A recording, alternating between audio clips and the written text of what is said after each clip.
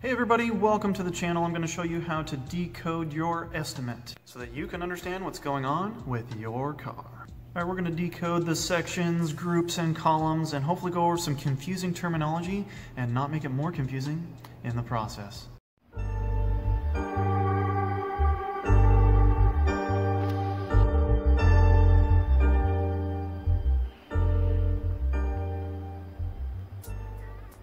Knowing how to read your estimate will help you make better decisions on what to do for your auto body repairs. This estimate was written in one of three major estimating systems. This one is in CCC. It's very possible that your estimate's going to look exactly like this estimate.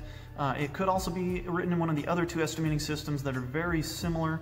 So this video will apply to you no matter what estimating system you're using. A lot of good info in here for you. Stick around till the end and I'll show you a little trick that will help you figure out how long your repairs are going to take.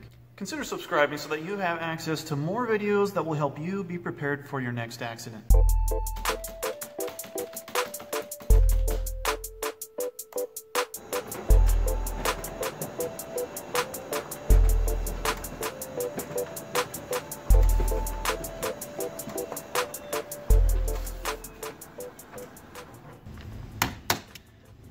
Okay, this estimate is 6 pages long. Here's the front page.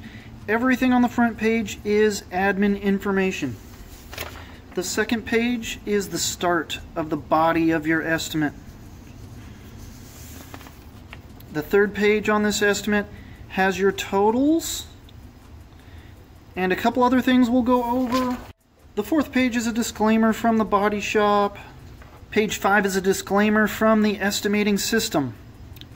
It also has a couple of little tidbits of useful information that we'll go over. Page 6 is a parts supplier list. We'll also go over that for you. So that was your estimate in a nutshell.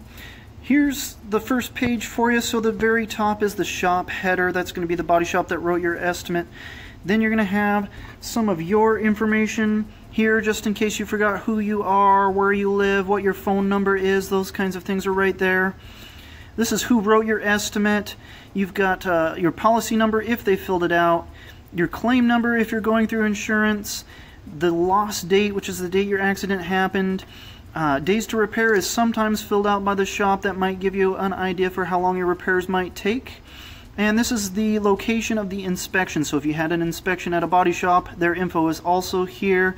And then your insurance company information will be right there. The second part of the first page is all your vehicle information, your VIN numbers here, your license plate, interior and exterior color, your production date, that's your car's birthday right there. Most people don't know that about their car, and the mileage when you went into the body shop for the inspection. The last part of the first page is all your vehicle options. The only options that make a difference in our estimating system are your transmission and your paint options. So you want to make sure that these are correct.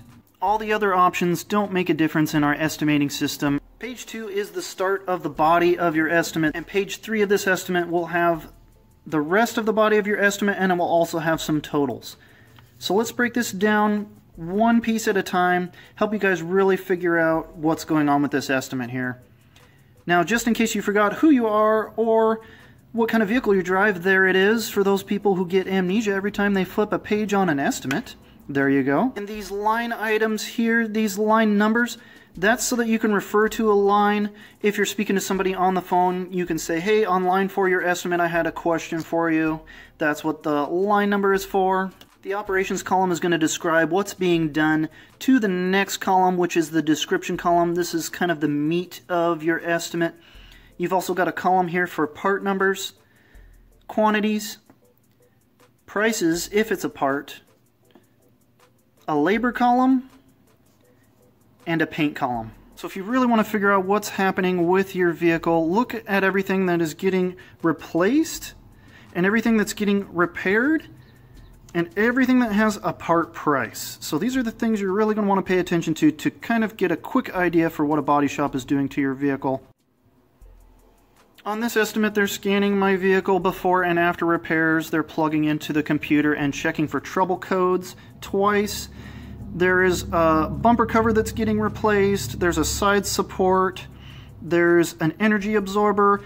and there's an impact bar. And if you look, these are all in the front bumper section. Each section is identified. You've got front lamps, fender, wheels. So they're also replacing this headlight. We're repairing the right fender. They're replacing the emblem on the fender. They're repairing the wheel. They're doing a blend to the front door. And then you've got a bunch of miscellaneous operations. We call these part codes. More on page 3 here. Sometimes there's some important things in here, like they're doing a wheel mount and an alignment on this vehicle. So a hashtag is going to be a line that was manually put in by the estimator. It does not come from the estimating system. The asterisks are going to be times typically that are modified, so this is a time that the estimator actually changed away from the estimating system time. These groups here are just going to tell you what area of the vehicle we're working on. I'm going to define some of the operations on this estimate. You've got SUBL, which means sublet. This is something that's not being done by the body shop. It's actually something they're either going to bring somebody in to do, or they may take your car there to have that work done. You've got R&I here. That means something that's getting removed from the vehicle and installed onto the vehicle. So to replace this bumper cover, they're going to remove this license bracket, and then they're going to install it when the repair is done. REPL means replace. That's pretty self-explanatory. You'll also typically see a part number and a price. Repair is pretty self-explanatory. One thing to note is you'll see an hour here. This is a manual time from the estimator. He is putting down what he thinks it's going to take to repair that vehicle. So on this estimate, there's 2 hours there to repair the fender. Blend is something that they do to match the paint colors. So this front door actually isn't damaged on this vehicle, but what they're doing is they're going to take everything off of that panel, the door handle, the moldings, the water shield on the inside, and then they're going to blend this door. So when they do a repair to the fender, if that repair is close enough to the door, they're going to paint onto the door to match the color, but the door isn't damaged. At the end of every estimate, you've got a bunch of part codes. This is just a bunch of miscellaneous operations that they need to do in order to do the rest of the repairs. REFN is refinish. That's something that's getting done by the paint shop. You're typically going to have time in the paint column for that. And on the last page, more part codes. I always put a note at the end of every estimate that we could find more damage and that the vehicle is not disassembled yet. And then there's also a place for some miscellaneous charges that don't really fit into any of the other categories. Maybe it's not a part. EPC means environmental protection controls. It just has to do with removing the hazardous waste associated with the repair. And then at the end of the body of the estimate, you've got some subtotals here. This is the total for the parts column. This is the total for the labor column, and this is the total for the paint column. You've also got a little spot for notes. There could be a prior damage note like on this estimate here. This is just something that they wanted to note that was not related to the accident. Then you've got all the totals on the estimate. So you've got all the body labor totaled up, you've got all the paint labor totaled up, and then there's also some supplies for body and paint, and there's a line for other charges. This is mostly for that towing right there and that EPC. You've got your body rate and your paint rate, and then you've got a paint supplies rate and a body supplies rate. All of those are totaled up there. You've got a line for taxes, and then the total of all the lines above. The deductible is what you pay, and the rest is what the insurance company pays. So it's all just broken down for you and totaled up in this last section here. The next column is for your part numbers, quantities, and part prices. Those are all pretty self-explanatory.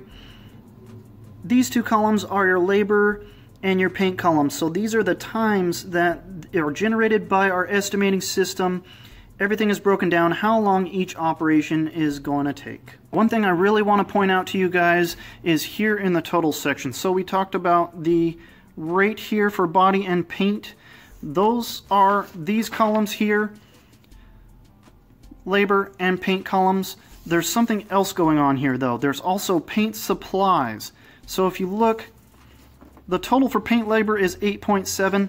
They're also charging you on this 8.7 a material rate as well. So you're getting a labor rate for paint and a material charge for paint. You're also getting charged for body supplies and body labor. So it's going to total up the total hours. You're going to get charged this much an hour, and then it's also going to total up the repair time. And then you're going to get a material charge on the repair time of this much. So you're getting double charged on every column of this estimate here. So you're getting a labor charge and a material charge on this 11.5, and a labor charge and a material charge on this 8.7.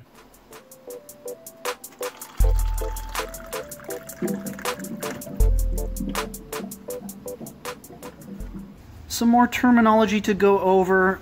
These are some things that are pretty important for you guys to know. So you want to know what's getting done to your vehicle?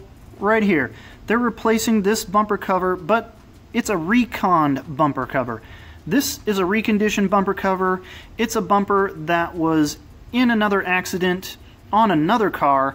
Somebody fixed it. Somebody that specializes in repairing bumper covers fixed this bumper cover, and then they're selling it to this body shop to use on your vehicle.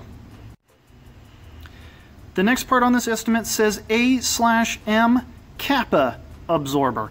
What A/M is that's an aftermarket part. This is also a part that's not made by Toyota. It's basically a replica part or a copy part, typically made overseas, and then they sell them to us here to save a few bucks on your estimate. It's going to be a little bit cheaper than a factory part in most cases by about 20%. So that is an aftermarket part. Kappa is the certification of this part. Some aftermarket parts are not certified, some are. What the certification is it's certified by an independent company that it will fit your vehicle. This part right here, this right side support, you can see that just doesn't really say anything in particular about it. You know that is a factory Toyota part, or we like to call it an OEM part. That means original equipment manufacturer. The next line here says LKQ. This is like, kind, and quality. What this is a used part. So they're getting a used impact bar off of another Toyota Prius out in a wrecking yard somewhere that was probably in a horrible accident and totaled out, and now they're scrapping it for whatever good parts are left on it. So that is a used impact bar. The next little tricky thing here is this opt OEM. OEM we talked about, that means original equipment manufacturer, but this one's a little different. It's opt OEM. This can mean a bunch of different things, and some states actually don't allow this term because it's a pretty broad term. It can mean a lot of different things. The first thing that opt OEM can mean is that a manufacturer had too much of one kind of part and they sold off their overstock. They may have sold it to an independent company that buys up overstock parts. So it could be a perfectly fine OEM part. It's just not being sold by Toyota. It's being sold by a company that bought up a bunch of overstock parts and they're selling them at typically a lower price. Another thing to watch out for here with opt OEM is that it could be not just overstock parts, but they could actually be B-grade parts. These parts could be factory reject parts, and Toyota decided to sell them off to a third party, and that third party is now selling them as opt OEM parts. So these could actually be parts that have minor defects that were rejected by Toyota, and they're typically sold at a lower price. The third thing that opt OEM means is this could actually be a perfectly fine part, and it's being sold by the dealership, but what they're doing is they're trying to match the price of some of these other parts options. So they're trying to compete with used parts, aftermarket parts, and reconditioned parts. So they're offering a special discount on this headlight in order to compete with the other companies that recondition headlights, make them aftermarket, and sell them used. The next two pages are disclaimers. The first one is a disclaimer from the body shop here. I would take a quick glance at it when you get home just to see if you have any questions about anything that's written in there. The next disclaimer is from the estimating system. It goes over what we talked about here, these asterisks and the hashtags and what they mean. It also goes over a bunch of those abbreviations in the operations tab, so in the operations column. So if you have any questions on what an abbreviation is, there are a bunch right here, some symbols and abbreviations for you to check out. And the last page on this estimate is the parts supplier list, but what it really should say is the alternative parts suppliers list. These parts are all parts that are not OEM parts. These are parts that are not Toyota parts. It also gives all their information, where they're getting the parts from. There's typically something like a stock number here, and there's prices for all those alternative parts. Okay, that is the entire estimate, everybody. If I missed anything or if you have any questions, be sure to ask in the comments below.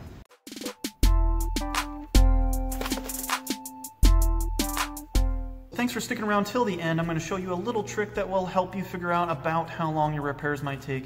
Keep in mind this is just a rough estimate and your mileage may vary. So add up the total for the labor column and the total for the paint column. Add them both together, then divide that number by 3. That's about how many days your repair might take. There's a bunch of little tricks that you can do that might help you figure out about how long your repairs might take. Check out my other video. Link will be in the description. While you're down there, please leave a comment on what kind of videos you'd like to see in the comment section below. And please subscribe if you thought this video had some useful information, because even good drivers have bad accidents. Thanks for watching.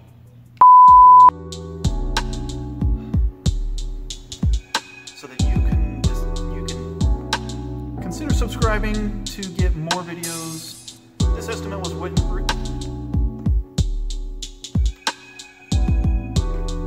The fourth page is a disclaimer. The fourth page is the fourth page is a disclaimer from the body shop. As far as the next line is the description, and they're checking for codes that okay, if you notice here in the groups column, and some asterisks and some hashtags, that's going to tell you that an asterisk is going to tell you that you've got an asterisk and alright, and I'm going to go. Okay, I'm going to define some of the operations on this estimate. Nobody ever reads them. There it is if you feel like it.